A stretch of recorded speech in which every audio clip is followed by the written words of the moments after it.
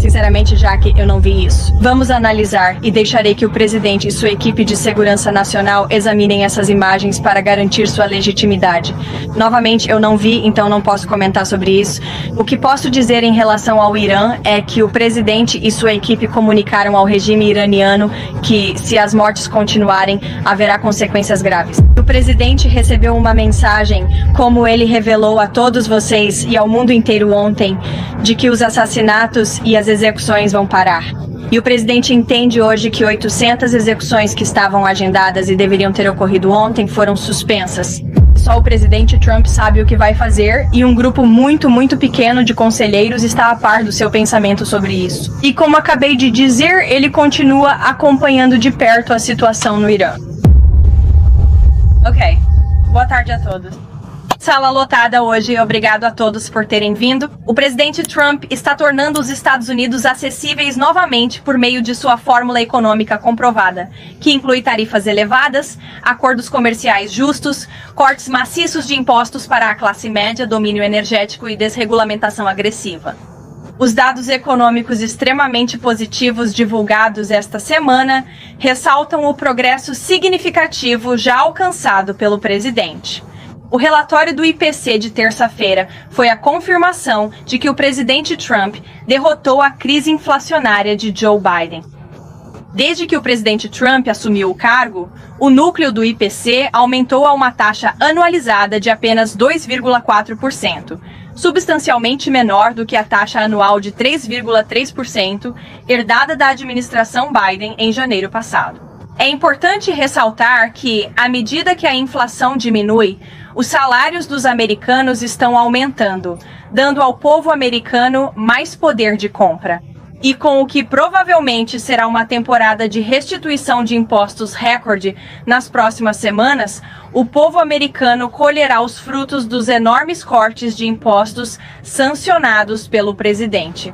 Com as medidas do presidente Trump, como isenção de impostos sobre gorjetas, horas extras, previdência social, aumento do crédito infantil e a manutenção dos cortes de 2017, estimativas indicam que o americano médio receberá até $1.000 a mais na restituição do próximo ano. Isso será um grande impulso para as famílias operárias que estão lutando para fechar as contas.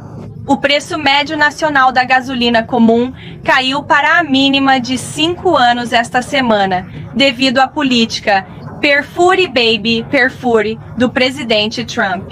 No Gas Buddy, o preço médio da gasolina comum segunda estava abaixo de $3 por galão em 43 estados, menos de 2,75 em 30 estados e sob 2,50 em 17 estados.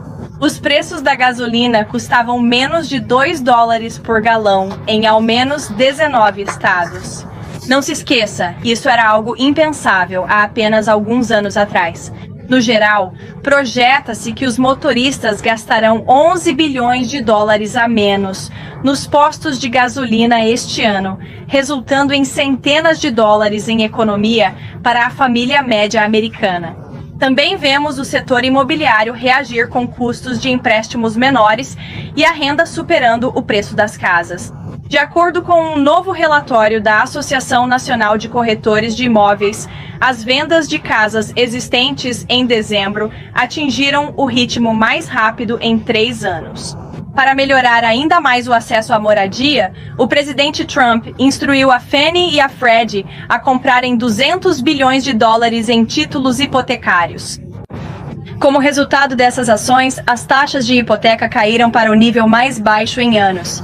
Na última sexta-feira, as taxas para hipotecas médias de 30 anos caíram mais de 1 ponto percentual completo. Devido a essas quedas significativas, os pagamentos mensais de moradia estão agora no nível mais baixo em 2 anos, e esperamos que essa diminuição continue.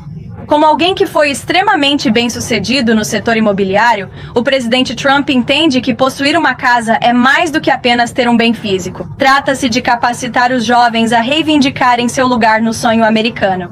Trata-se de dar aos recém-casados um lugar para chamar de seu e começar uma família. Trata-se de promover o espírito de trabalho árduo, determinação e, sim, o individualismo resiliente que fez dos Estados Unidos o maior país da história do mundo. O presidente Trump sabe que a América é mais forte quando é uma nação de proprietários, não de inquilinos, e está determinado a abrir essa oportunidade para o maior número possível de americanos. É por isso que ele apresentará novas iniciativas habitacionais em seu discurso em Davos na próxima semana, e esperamos ver vocês lá.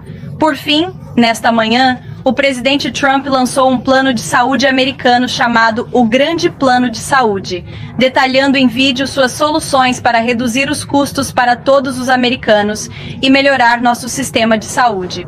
O Grande Plano de Saúde alcançará isso por meio de 4 pilares de bom senso. Primeiro, reduzir permanentemente os preços dos medicamentos prescritos. O Congresso pode realizar isso ao transformar em lei as históricas iniciativas de nação mais favorecida do presidente Trump, para garantir aos americanos os mesmos preços baixos de medicamentos prescritos que pessoas em outros países do mundo pagam.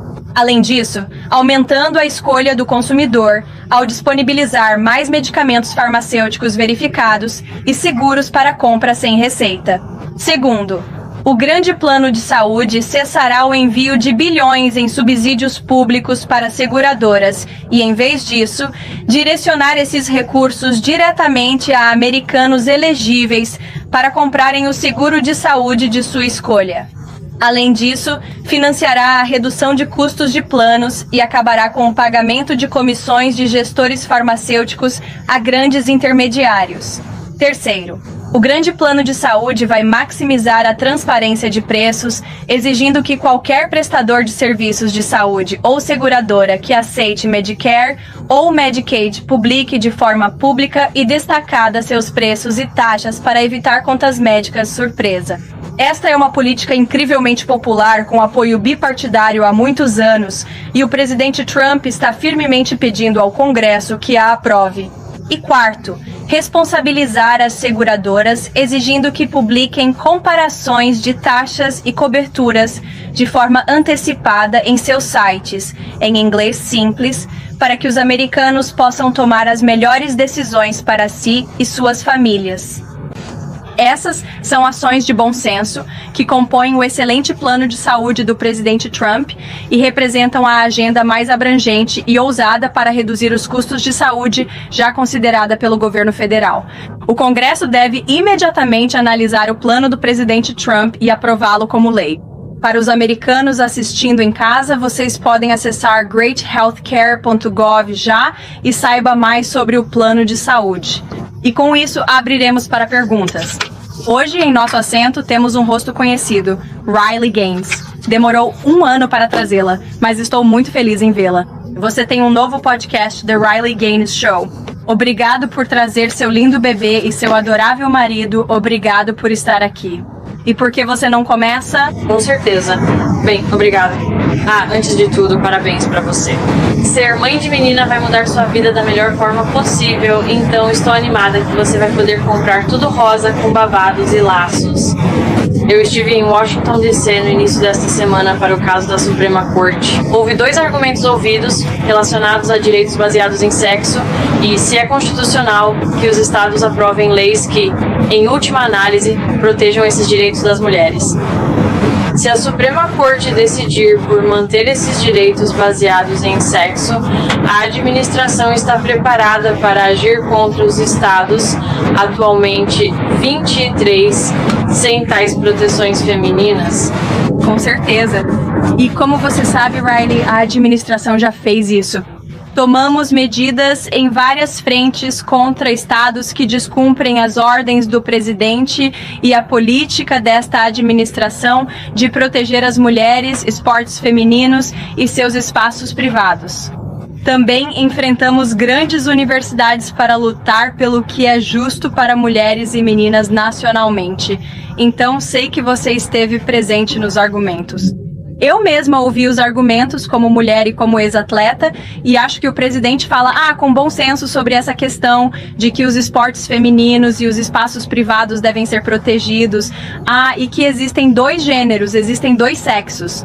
Não devemos ter medo de dizer isso neste país. Francamente, foi alarmante ouvir juízes questionarem o fato biológico fundamental de que homens e mulheres são diferentes, mas inerentemente iguais, e que as mulheres merecem tais direitos. Esperamos que o Supremo Tribunal Federal decidirá da maneira correta sobre essa questão. Obrigado, Gabe. Caroline, obrigada. Temos muito a conversar. Com certeza. O que pode... Sempre há muito para se conversar. Para conversar.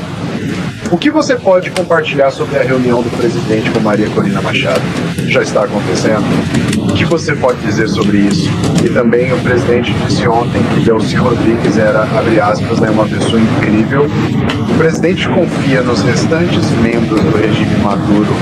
Quanto à primeira pergunta, a reunião estava prestes a começar quando eu saía do Salão Oval há pouco, então, segundo entendo, está acontecendo agora.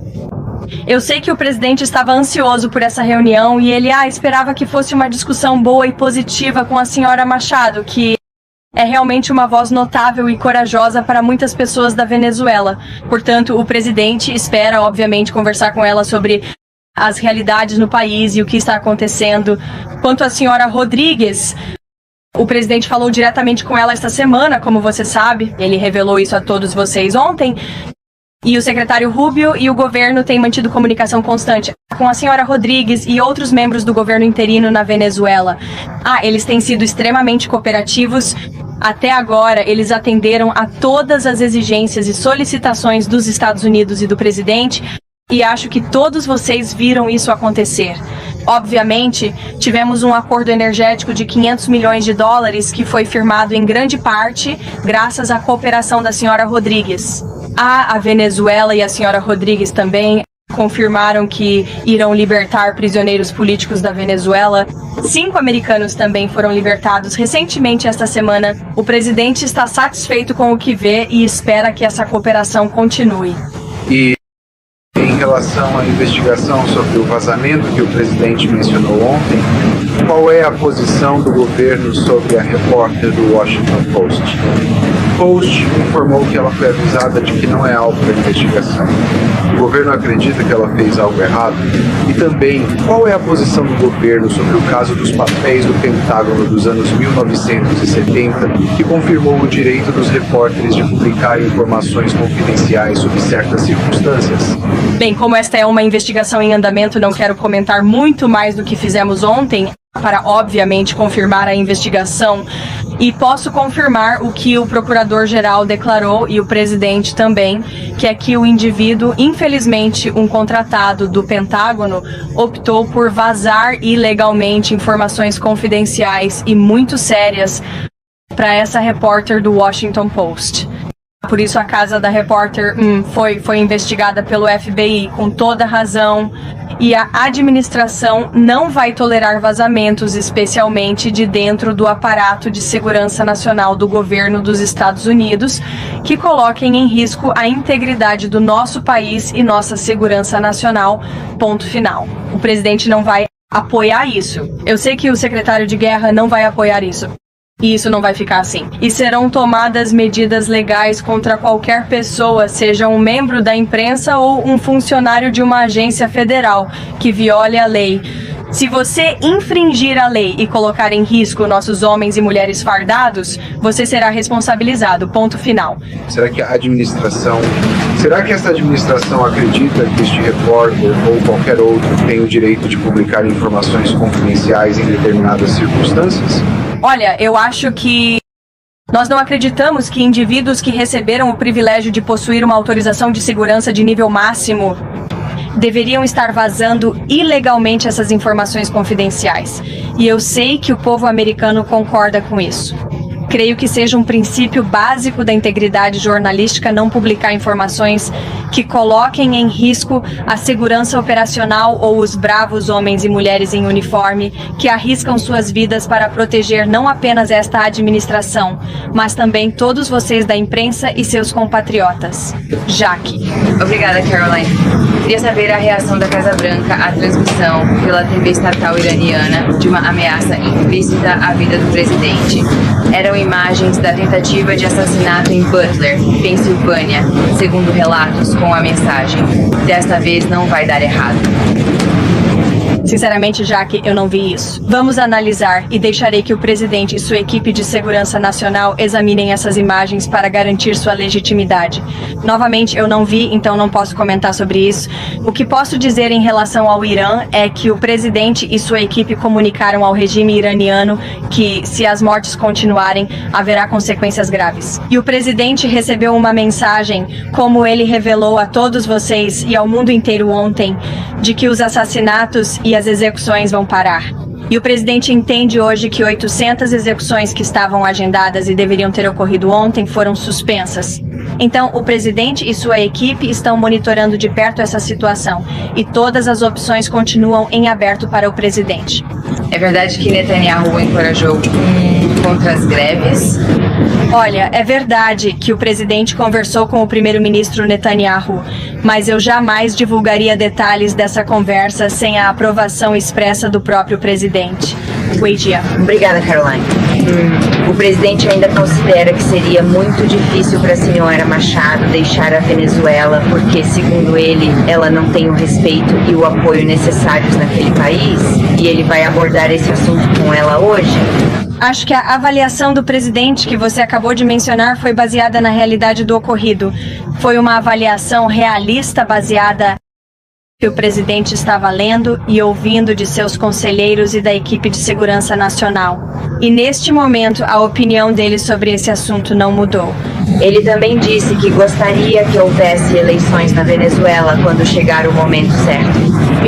Alguma notícia de quando isso será? Ele apoia a transição para a democracia na Venezuela? Sim, ele também busca eleições na Venezuela, mas não tem um cronograma atualizado no momento. Reagan atrás. Obrigada, Carolina. Uma pergunta para você sobre a Venezuela. Claro. O presidente Trump ameaçou invocar a lei da insurreição hoje. Postagem da Truth Social. Qual o limite dele? O que o faria invocar a lei da insurreição? Olha, essa é uma pergunta que, sinceramente, só o presidente pode responder, Reagan. Mas a lei da insurreição é uma ferramenta à disposição do presidente. Como você sabe, ela foi usada com parcimônia, mas já foi utilizada por presidentes anteriores na história dos Estados Unidos. E eu acho que a postagem do presidente no Truth Social foi muito clara e contundente para os democratas de todo o país, para os funcionários eleitos que estão usando suas plataformas para incentivar a violência contra agentes federais da lei, que estão incentivando agitadores de esquerda a obstruírem ilegalmente operações legítimas de aplicação da lei. E é realmente vergonhoso que há mais de um ano, governadores e prefeitos democratas eleitos basicamente mantiveram suas forças estaduais e locais de segurança como reféns e disseram: vocês não podem cooperar com as autoridades federais. Por quê? Eles cooperaram durante o governo Biden. É porque esses democratas são obcecados pelo ódio ao presidente Trump e estão mantendo suas forças estaduais e locais de segurança como reféns por causa disso. E esses prefeitos e governadores democratas estão fazendo isso por quê? Por causa das operações legais e legítimas de aplicação da lei para remover criminosos violentos das ruas de Minnesota, das ruas da Califórnia, das ruas de Nova York e das ruas de todos os estados deste país. E você não presencia esses distúrbios e esse vandalismo acontecendo em estados como a Flórida? Por que será que isso acontece por lá? Pois há um governador nesse estado que permitiu a cooperação entre autoridades federais e locais. É desprezível o que vemos desses políticos democratas, sobretudo em estados e cidades santuário do país. O mesmo ocorreu ontem. Você pode ir, John. Muito obrigado. Pergunto, o presidente Trump falou 2 vezes nos últimos dias no Kennedy Center e ontem à noite para a Reuters sobre cancelar a eleição. Por que ele fala disso? Você refere-se à entrevista do presidente na Reuters ontem? Eu estava lá. Foi um encontro a portas fechadas. Não havia áudio ou vídeo. O presidente só estava brincando. Ele disse: fazemos um ótimo trabalho e o que o povo americano esperava. Talvez devêssemos continuar. Ele falava em tom de piada. Mais uma. A secretária do Trabalho está sob investigação. Ele já conversou com ela sobre isso? Não sei se o presidente falou com o secretário. Desconheço tal conversa, mas já conversei com o presidente sobre o relatório da secretária. Ele está ciente da investigação, apoia a secretária e acredita que ela faz um trabalho excepcional no Departamento do Trabalho pelos trabalhadores americanos. PBS prossiga. Você mencionou há pouco o trabalho com autoridades federais, estaduais e locais em Minneapolis. O gabinete do governador Walz informou hoje que ele está tentando entrar em contato diretamente com o presidente. Eles já conversaram? E se não conversaram, por que ainda não falaram se, como dizem, há esse desejo do Walz de diminuir a tensão do que está acontecendo? Não tenho certeza se isso é real. A oferecer para falar com o presidente? Estive com o presidente há 30 minutos e eles não se falaram. O presidente está sempre disposto a atender o telefone quando ligam. Quando houve um tiroteio meses atrás no estado do governador Walz, ele falou diretamente com ele. Mas eu pediria que o governador parasse de incitar o assédio e a obstrução ilegal da aplicação da lei em seu estado. Tudo o que o ICE e as autoridades federais estão tentando fazer é tirar pessoas como essas das ruas da cidade do governador Walz, em Minneapolis, e do seu estado, Minnesota. Nesta foto, alguns destes indivíduos são criminosos estrangeiros ilegais que entraram no país sob a administração anterior. Estes são alguns dos crimes mais perturbadores que você já leu, e há apenas alguns repórteres nesta sala que realmente falarão sobre esses indivíduos. É só isso que o ICE está tentando fazer. Tentam expulsar pessoas assim do estado do governador Walz. Então, ele deve atender o telefone e cooperar com o governo federal para tornar Minnesota mais segura, pois é o que a administração Trump quer fazer. Mary. Obrigada, Kelly. O presidente quer que o dinheiro vá diretamente aos americanos para comprarem seus próprios seguros. Como isso funcionaria? E o presidente garante aos americanos que isso será suficiente para seus custos de saúde? Então, este é o segundo princípio do plano de saúde do presidente, que é reduzir os prêmios de seguro e garantir que esse dinheiro volte diretamente ao povo americano, cortando especificamente as comissões que elevam esses prêmios. Então, esse plano, após virar lei, aprovado pelo Congresso e sancionado, vai parar de enviar bilhões em subsídios públicos extras para grandes seguradoras e, em vez disso, enviará esse dinheiro diretamente aos americanos elegíveis para comprarem o seguro de saúde de sua escolha pelas contas de poupança de saúde. Se esse será o nome dessas contas, veremos. Novamente, o Congresso e a Casa Branca implementarão esse plano juntos. Em segundo lugar, o plano de saúde financiará um programa de redução de custos, economizando 36 bilhões de dólares dos contribuintes e reduzindo os prêmios do Obamacare em mais de 10%. Isso de acordo com o Escritório de Orçamento do Congresso. Recentemente, 20 milhões de americanos tiveram custos de saúde disparados. Ele garante que, se o plano for implementado, eles poderão pagá-lo? Se esse plano for implementado, todo americano que tem plano de saúde nos Estados Unidos verá uma redução nos custos como resultado. Eles verão mais transparência. Todas essas propostas do grande plano de saúde são populares entre o povo americano e vão impactar todos, não apenas alguns no mercado. Todos os americanos continuarão a ver seus custos diminuírem. Isso já está acontecendo, especialmente nos preços dos medicamentos prescritos. Quando você observa o que o presidente fez com a política de nação mais favorecida, percebe que essas grandes farmacêuticas no Salão Oval disseram que este presidente e sua equipe estavam incansavelmente pressionando e negociando conosco para reduzir o custo dos medicamentos prescritos para os americanos. E já estamos vendo isso acontecer em alguns casos, com um aumento de mais de 500%. E esse site Trump RX é algo que o governo lançará oficialmente muito em breve para que os americanos tenham acesso a medicamentos a preços mais baixos. Josh, agradecer. O presidente pediu que operadoras de cartão reduzam a taxa de juros em 10% dia 20, semana que vem. Se eles não fizerem isso, qual é o plano dele? O que ele vai fazer? Qual é a ameaça? Tarifas? Não, estou só brincando. O presidente certamente espera, Josh, que as empresas de cartão de crédito reduzam os custos para os consumidores americanos, assim como ele esperava das empresas farmacêuticas. Não tenho consequências específicas agora, mas essa é uma expectativa e, francamente, uma exigência que o presidente fez. Você pode nos dar uma atualização sobre o Fed? Desculpa. Houve algumas reportagens, acho que da Fox Business, de que Rick Rieder tinha uma entrevista agendada para esta semana. O presidente indicou que já fez uma escolha, ou pelo menos está se decidindo por alguém. Em que ponto ele está nesse processo e quando podemos esperar um anúncio? Ele ainda está fazendo entrevistas? Olha, o presidente está na mesma situação sobre a qual vocês têm perguntado há muitas semanas. Ele está em uma fase de tomada de decisão. Há algumas pessoas de quem ele gosta muito para esse cargo, talvez até menos do que isso. A verdade é que, como em todas as decisões, essa é uma decisão que cabe ao presidente tomar. E ele disse a Reuters naquela entrevista de ontem à noite que acha que finalmente tomará essa decisão nas próximas semanas. Então vamos ver. Houve críticas de outros governos sobre o Grok, o bot de IA do Twitter, por manipular imagens, violando possivelmente o Takedown Act, apoiado pela primeira-dama. A administração ainda não se manifestou sobre isso. Elon Musk diz que desativaram a função, mas pergunto se o governo tem uma posição, se pretendem investigar ou se o presidente falou com Musk sobre isso. Sim, vou conversar com o Escritório de Ciência e Tecnologia e vamos fornecer uma declaração oficial sobre a posição do governo. Não quero falar sobre isso sem antes conversar com os especialistas. Caroline, mais uma pergunta. Sim, sobre o plano de saúde, segundo a Lei de Cuidados Acessíveis, havia cobertura para condições pré-existentes. Isso está incluído no plano?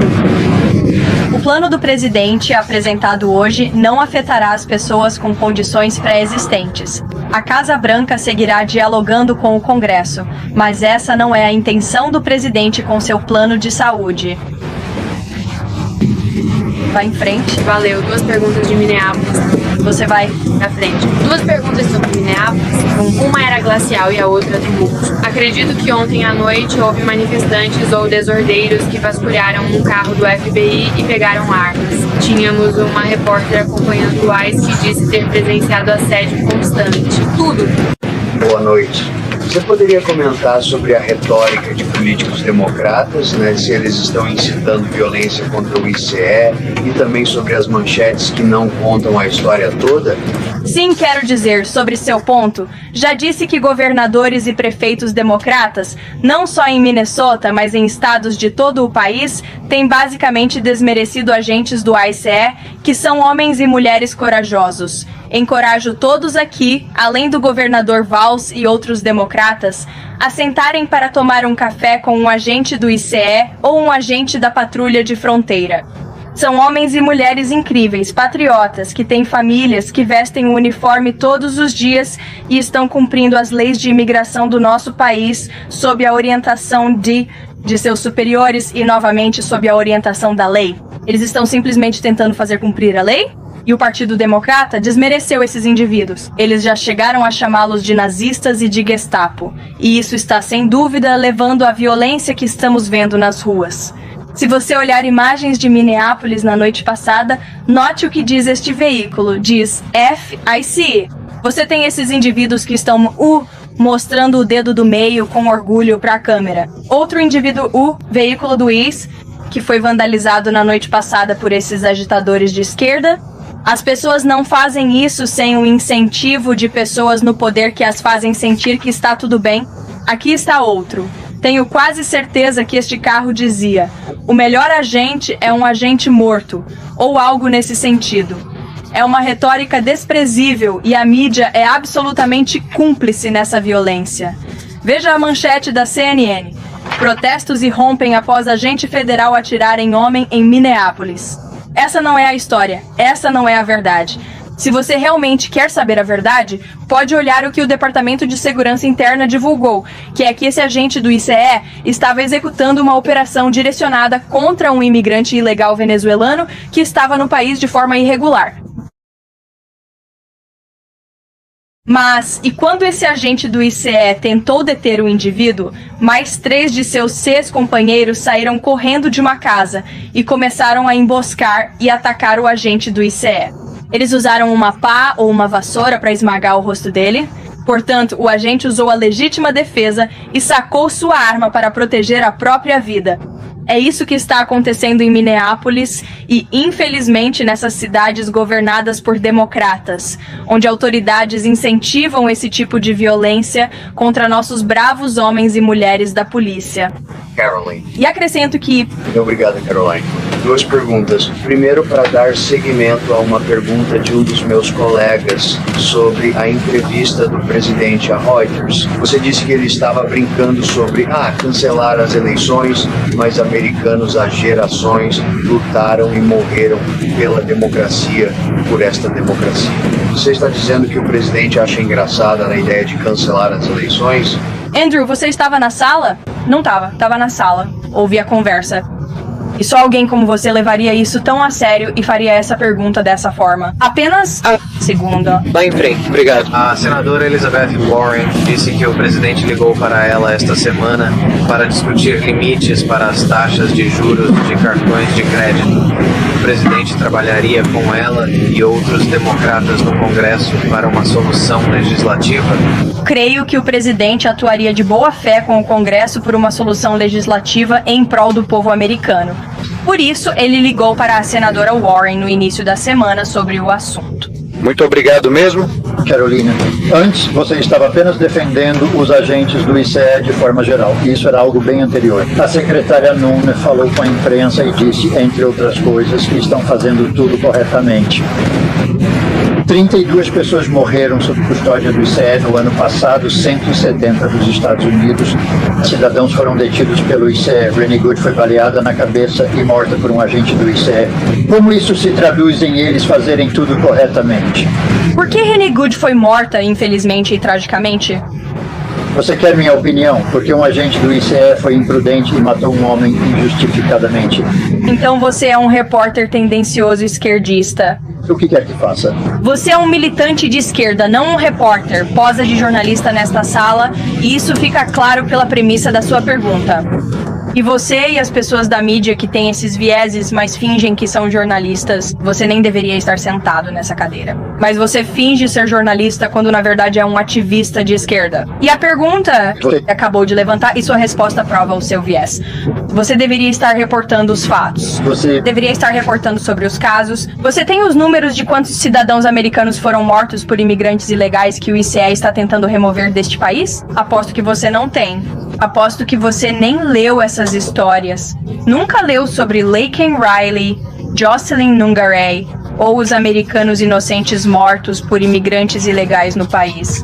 Os corajosos agentes do ICE fazem o possível para remover esses criminosos e tornar nossas comunidades seguras. Vergonha de pessoas como você na mídia, com visão distorcida e tendenciosa, que fingem ser jornalistas honestos. Kelly. 2 perguntas rápidas sobre o Irã. Antes de mais nada, quão perto o presidente esteve de potencialmente lançar ataques na noite passada? E teriam sido os aliados regionais que o convenceram a não fazer isso? Bem, veja, Kelly, eu sei que tem havido muita especulação na mídia sobre o que o presidente vai fazer a qualquer momento ou a qualquer noite. E eu diria que muitas dessas histórias, para ser honesto com você, eu tenho lido, e elas têm sido baseadas em fontes anônimas que fingem ou tentam adivinhar o que o presidente está pensando. A verdade é que só o presidente Trump sabe o que vai fazer e um grupo muito, muito pequeno de conselheiros está a par do seu pensamento sobre isso. E como acabei de dizer, ele continua acompanhando de perto a situação no Irã. Como vimos ontem, soube que os assassinatos e execuções parariam e vimos 800 pessoas poupadas por conta disso. O presidente monitora a situação, mas mantém as opções abertas. Sim, Fran. São duas perguntas distintas.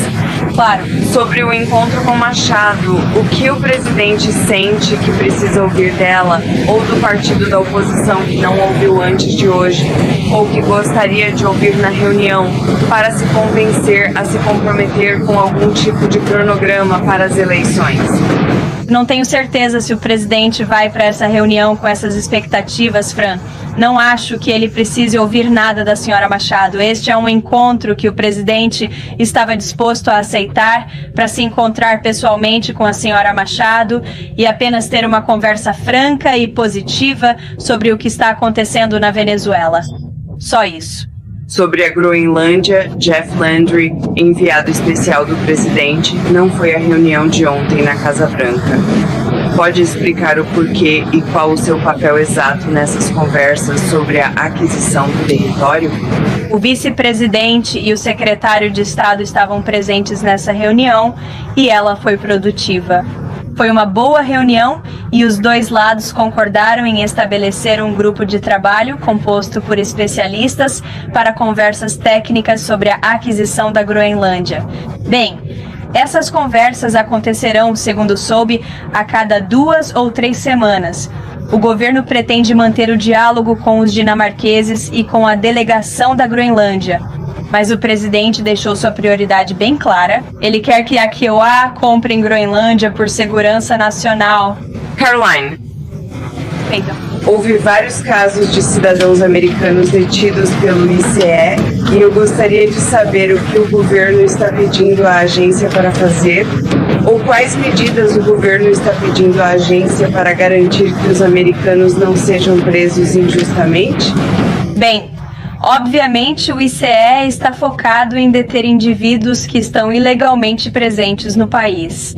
E houve centenas de milhares de imigrantes ilegais que foram presos, detidos e deportados deste país pelo ICE ao longo do último ano. E essa é a intenção deles, esse é o objetivo deles. Caroline. Elizabeth. Seguimos com a Groenlândia. Dizem que você enviou tropas para lá. Isso muda algo no que o presidente está fazendo lá? E a segunda pergunta, ontem, em uma audiência de saúde no Senado, o senador Josh Hawley perguntou repetidamente a uma médica se homens podem engravidar e ela não respondeu diretamente. O que você pensa sobre isso? Sobre sua primeira pergunta sobre a Groenlândia, não acho que tropas na Europa impactem a decisão do presidente, nem afetam seu objetivo de aquisição da Groenlândia em nada. Sobre sua segunda pergunta, qualquer pessoa sensata que esteja falando de forma honesta e franca vai dizer que homens não podem engravidar, e acho que posso atestar isso pessoalmente. Então, muito obrigado a todos.